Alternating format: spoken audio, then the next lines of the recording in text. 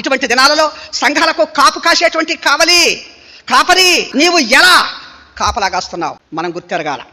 ఈనాడు సంఘాలలో నిజంగా ఒకప్పుడు ఉన్నటువంటి సంఘ దర్శనం యొక్క ఆ శ్రేష్టత, ఆ యొక్క మహిమ కలిగిన విధానము ఇవాళ సంఘాలలో ఆత్మీయంగా ఎంచబడేటువంటిది. ప్రపంచంలో అతి శ్రేష్టమైన ఒక ఆత్మీయమైన సంఘంగా చెప్పుకొని మరి ఇట్లాంటి హెబ్రోను సహవాసం లాంటి సంఘాలలో కూడా ఎందుకు శరీరం ప్రవేశించి ఇలా సంఘాలను పాడు చేస్తుంది అంటే ఇది శత్రువు పని. గమనించండి ప్రియులారా, దేవుడైనా సరే సాతానైనా సరే మనుషుల్నే సాధనాలుగా వాడుకుంటాడు.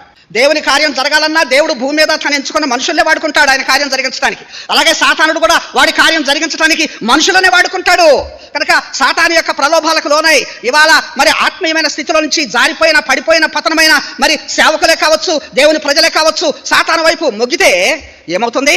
సంఘాలు నష్టమైపోతాయి, నాశనమైపోతాయి. ఈ దినాల్లో అలా జరుగుతా ఉన్న ప్రియులారా. కనుక సంఘాలను కావలి కాయ